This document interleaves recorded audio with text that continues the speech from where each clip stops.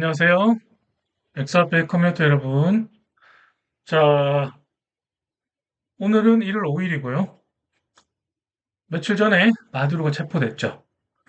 자, 2026년 암호화폐 상승 중인데 갑자기 미국 트럼프 대통령이 마두로를 체포했습니다. 자, 마두로 체포하면 어떤 문제가 있을까요? 네, 베네수엘라가 석유 산유국이죠.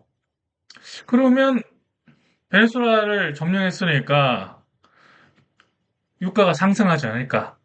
이런 생각을 할 수 있습니다. 그래서 오늘은 암호화폐가 폭락할 것인가, 상승을 지속할 것인가 살펴볼 건데요. 첫 번째, 베네수엘라 대통령 마두로 체포에 의한 비트코인이나 XRP나 이더리움의 상승 지속이냐, 폭락이냐, 이걸 다뤄볼 거고요. 1월 15일에 클래리티 법안이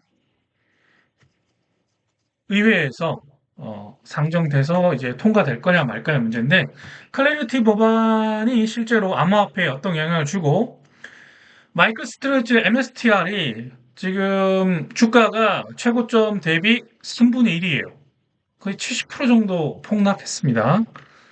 그래서 DAT 기업, 비트코인을 자산으로 하는 기업들의 손실을 만회해 줄 것인지, 아니면 오히려 MSCI 지수에 빼서 폭락을 시킬 것인가, 이런 그 내러티브를 JP 모건이나 이쪽에서 흘러나오고 있는데, 실제로 뭐 블랙록이나 뱅가드 쪽에서 MSTR을 투자하고 있기 때문에 상당한 지분을 투자하고 있죠.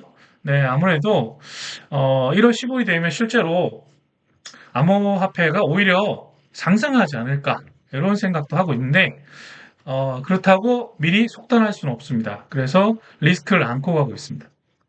자, 그래서 첫 번째는 베네수엘라 대통령 마두로 체포에 한 유가 상승 여부를 볼 거고요. 두 번째는 클래리티 법안을 보겠습니다. 자, 클래리티 법안이죠. 이게 영어라 한글로 치면 좀 이상합니다. 뒤에 가서 보겠습니다. 자, 첫 번째 볼 건 베네수엘라 대통령을 체포됐습니다. 자, 체포되면 어떤 문제가 있죠? 유가 상승되지 않을까? 석유 생산이 안 되니까 물가 상승될 것이고, 그러면 금리 인하? 네, 인하. 물가 상승이 되면 어떻게 되죠? 금리 인하할 수가 없습니다. 그런데 이건 표면적으로 보면 그런데 실제로는 뭐죠?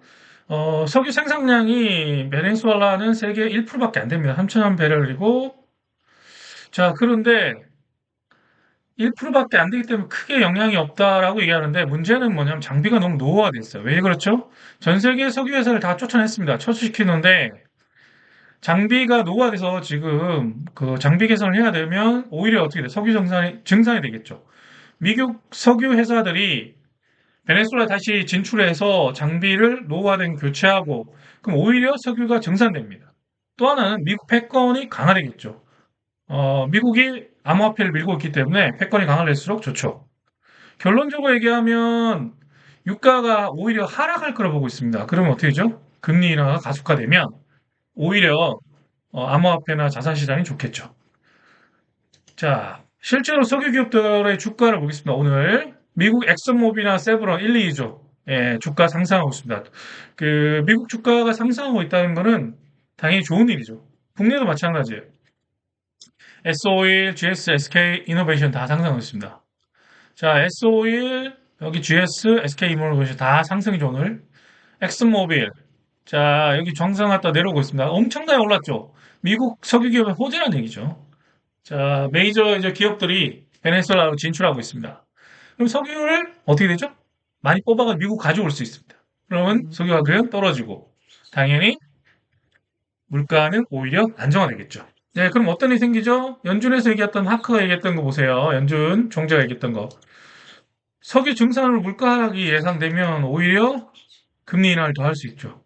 국경 폐쇄가 경기 하락을 가져와서 오히려 물가가 안정되는 것처럼 우리가 금리 인하가 좀 더 가속화될 겁니다. 자, 두 번째로 클래리티 법안을 먼저 볼 건데요.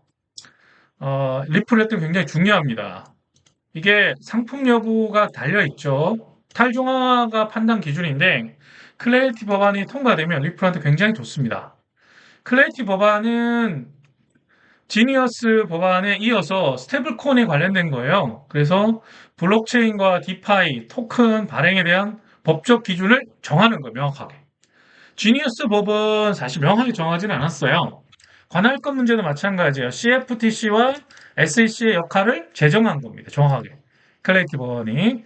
그리고 증권 판단 기준도 명확해졌어요. IXO 발행과 이게 주체가 보유가 리플사가 지금 현재 34% 340억 개를 보유하고 있는데 하나의 업체가 하나의 독립된 그 지배 구조를 20% 이상 가져갈 수가 없어요. 그러면 탈중앙화 판단에서 떨어집니다. 그러면 증권 판단이 되겠죠. 그래서 지난번 말씀드렸듯이 리플사는 지금 140억 개에 해당되는 XRP 토큰을 어떻게 할 것이냐의 문제도 남아 있습니다. 자, 두 번째, 토큰 분배와 배포 가능 여부에서 디파이나 에어드랍은 괜찮다 하고요. 현금으로 살포하는 건 안 됩니다. 그래서 토큰을 배포하는 건 괜찮으니까 디파이를 탑재하는 이드룸이나 이런 부분, 또 에어드랍 하는 거 이런 것들에 대한 혜택이 있으면 15일 법안 통과됐을 때 관련된 코인들의 상승을 얘기할 수 있고요. 자, 두 번째로 봤던 건데 마지막으로 탈중앙화 프로젝트 4년 유예예요. 프로젝트 시작하고 나서 4년 뒤에 탈중앙을 판단하니까 4년 동안은 안전하다는 얘기죠. 여기에 이드리움이 사례가 되겠습니다. 자, 리플이 그러면 어떤 영향을 받냐? 스테이블 코인 USDC와 RLUSD에서 RLUSD가 리플에서 발행한 스테이블 코인이죠. 이 클래리티 법안은 스테이블 코인에 관련된 법안이기 때문에 상품 판단 여부에 리플사의 XRP는 사실 문제가 없는데 RLUSD가 법적 리스크가 제거돼요. 그럼 브릿지 통화로서 스테이블 코인을 인정하게 되고 그럼 어떻게 되죠? 결제업체가 리플의 ODL이나 기관들이 들어올 때 XRP하고 RLUSD를 연동해서 결제가 되니까 지난번에 말씀드렸던 그 히든로드나 메타코 기업 등등 레일 기업도 있죠.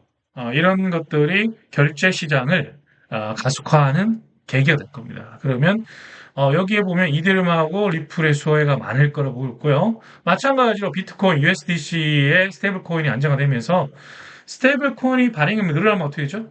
네, 알트코인, 비트코인 가격이 상승됩니다. 자, 15일 날 법안 통과 여부와 내용을 잘 보셔야겠죠? 자, 그러면 그 전에 통과된 지니어스 액트, 이것도 스테이블 코인에 관련된 얘기인데 스테이블 코인과 비트코인 자산 축적이죠. 2025년 7월에 통과했습니다. 이게 원문인데 앞면만 넣어놨습니다. 나중에 이거 번역본을 제가 그 자료실에 올려놓을 테니까 텔레그램에 방 들어오시면 볼 수 있습니다. 스테이블 코인 법제화를 했지만 명확하게 어떻게 하지 않았죠. 지니엑스 액트에서는. 그래서 지니엑스 액트를 좀 더 구체적으로 명확하게 하는 게 클래리티 법안이라고 보시면 됩니다. 클래리티 법안에서 미국 채권 수요를 이제 창출해서 빚을 갚는 것도 있고, 비트코인을 축적하는 이런 얘기도 있어서 암호화폐 수요 증가에 도움이 됐습니다. 자, 그래서 7월 달에 많이 올랐죠, 사실. 그리고 떨어졌죠. 자, 우연일까요? 아닙니다. 자, 그 다음에 핏 21 법안이 2024년 5월에 통과됐습니다. 그 세 가지 법안입니다. 핏 21, 지니어스 액트, 요번에 마지막으로 클래리티 법안. 클래리티 법안이 통과되면 이제 암호화폐 관련된 법은 완벽하게 제정됩니다. 자, 미국 이렇듯이 굉장히 오랫동안 암호화폐 관련된 법을 제정하고 수정하고 업그레이드 시켜서 확정적으로 제정이 발표되는 게 1월 15일입니다. 피트 21에서는 자산 분류 기준을 우리가 탈중앙화 기준으로 탈중앙화면 CFTC 상품거래위원회, 증권거래위로 가면 중앙화된 코인은 SEC로 가는 거였죠. 그래서 자가로 인정해서 SEC가 반대하지 않으면 CFTC로 가는 걸로. 자, 그리고 디지털 자산 등록 의무화, 자금 세탁 방지, 디지털 자산 자문위원회에 결성해서 여기서 협의체가 구성이 됐죠. 이 법안의 배경은 금융 혁신 촉진과 소비자 강화, 금융 시스템의 혜택을 받지 못하는 사람들이 혜택 받을 수 있게 한다는 포용적 금융 시스템. 미국의 경쟁력 제고. 그래서 암호화폐를 다른 나라에 뺏기지 않기 위해서 미국이 이렇게 법안을 준비하고 있습니다. 자, 그럼 실제로 암호화폐 법안 3개가 다 이제 통과되면 비트코인, XRP, 이드리움에 어떤 영향을 주는지 간단하게 정리해 보겠습니다. 비트코인이 상품으로 분류되고 CFTC 관할이 되고요. 법적 지위는 결국 SEC의 증권이 아니다. 이런 거를 확고히 하게 되고 법적 명확성을 확보함으로써 이제는 더 이상 논란의 여지가 없어집니다. 그러면 ETF의 기관 투자자 유입이 좀 더 가속화될 걸로 보고 있습니다. 자, BTC와 다르게 XRP는 증권 논란이 좀 있었죠. 처음부터. 비트코인은 사실 SEC에서 처음부터 상품이라고 그랬기 때문에 문제가 크게 없었다면 XRP는 사실 소송에 시달렸습니다. 오랫동안 소송 때문에 가격이 오르지 못하고 누르고 있었죠. 그래서 거래소 증권이 아니다. 상품이다. 커머디티가 이루어지고 법적 지위가 이제 확정되고 벌금 내고 확정이 됐죠.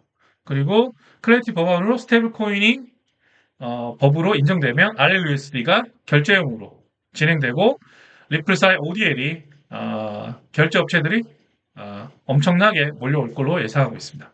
그리고 은행들이 이제 실제 결제 도입을 본격적으로 할 수 있는 토대가 마련됐습니다.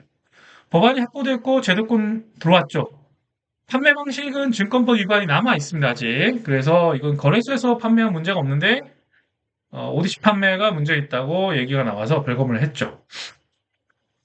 자, 이렇게 법적 지위가 안정되면 뭘 할까요?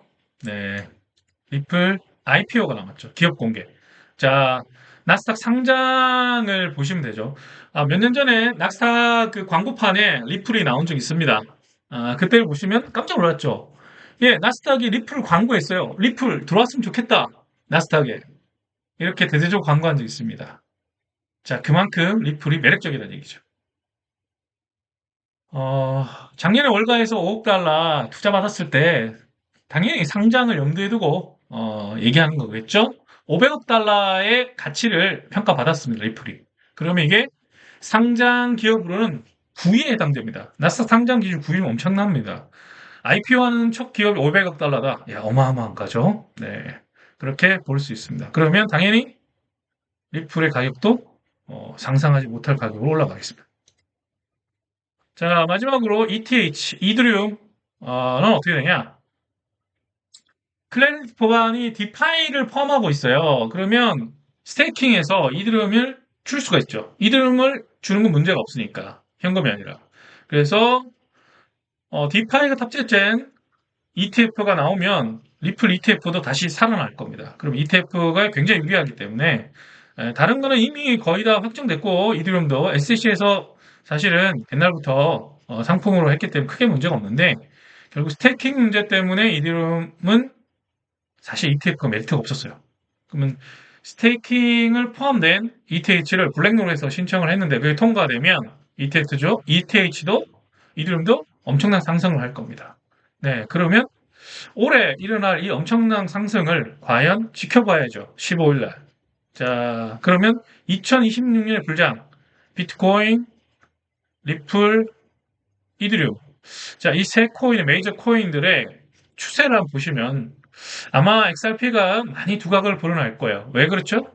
비트코인과 이드리움은 사실 법적 명확성을 어느 정도 SEC에서 막 밀어줬어요. 근데 XRP는 증권 소송이 엄청나게 시달리다가 눌러있다가 이제 올라가기 시작한 겁니다. 올해 폭발력 있게 올라갈 거라 보고 있습니다. 자, 오늘도 올라가고 있죠? 네, 차트를 보겠습니다. 자, 바이낸스의 XRP 4시간 봉 차트를 보겠습니다. 어떻게 되죠? 와우. 이렇게 올라갔는데 뚫고 드디어 올라갔죠? 그리고 한 번 더 올라갔네요. 자, 상승세가 가파릅니다. 1시간짜리를 보면 우와, 이제 너무 많이 상승해 보이지도 않죠? 자, 그럼 어떻게 되죠? 하루짜리. 하루, 이틀, 3일, 4일. 자, 4일째 골든 크로스 일어나고 4일째 상승하고 있습니다. 자, 일주일짜리 볼게요. 일주일짜리 보면 어떻게 되죠? 이제 한 주 상승했습니다. 아직 3주 남았습니다. 자, 3주 동안 항상 갈까요? 그렇지는 않습니다. 이 문제가 올라갔다 내려갔다 중간에 있을 겁니다. 이거 올라간 것만 있는 거 아닙니다. 내려갔다가 다시 올라간 겁니다. 일주일 동안. 그 속에 보셔야 돼요. 자, 그래서 단단히 마음을 먹고 인내를 하시길 부탁드리고요. 비트코인도 보겠습니다. 비트코인도 보시면 지금 1일 차트 또 올라가고 있죠. 4시간만 보시면 와우! 많이 올라가고 있죠? 네, 상승장님 맞습니다. 자, 이번에는 이드름, ETH. 마찬가지로 엄청나게 올라가고 있습니다. 자, 이런 상승 오랜만에 보시죠. 네, 그동안 고생 많으셨어요. 진짜 힘들었을 거예요. 자, 보시면 이드름 더해요. 이렇게. 왜 그렇죠? 사실 이드름은 ETH, 그러니까 비트코인 ETF 일어나고 비트코인은 상승을 많이 했는데 사실은 이드름은 스테이킹 문제가 남아 있어서 ETF가 메리트가 떨어져요. 그럼 어떻게 되죠? 결국 계속 흔드는 거예요. 아직 이더리움의 스테이킹을 ETF에 탑재하지 못했습니다. 탑재하면 날아가겠죠. 그전에는 아마 여기까지 올라갔다가 다시 떨어질 거라 보고 있습니다. 전고점 넘기가 쉽지 않을 거예요. 그래서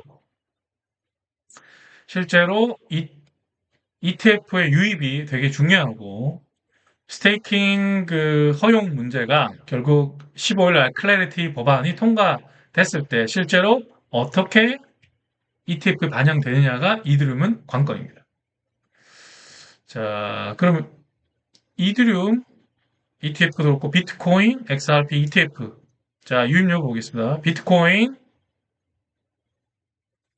1월 1일 날, 그대로 들어왔네요. 4억 7,100만 불. 비트코인,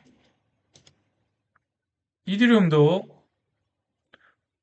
1억 7,400만 불 유입됐죠. 녹색은 플러스 유입, 빨간색은 마이너스 유출입니다. 자, 1월 2일 지난번에서 변화가 없죠. 예, 이게 1월 2일 날 하고 3일 날, 4일 날 휴장이기 때문에 1월 1일 거 ETF만 우리가 볼 수 있습니다. 자, 유일하게 지금 어떻게 되죠? XRP만 플러스를 계속 가고 있죠. 예, 그래서 XRP가 상당히 많이 상승할 거라 좀 보고 있습니다.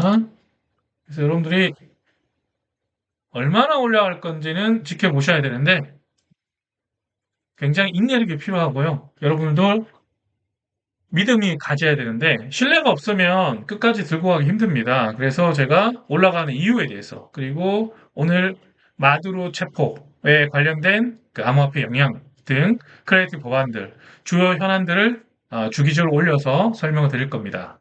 유튜브 보시면서 도움이 되셨다면 구독, 좋아요 눌러주시기 바랍니다.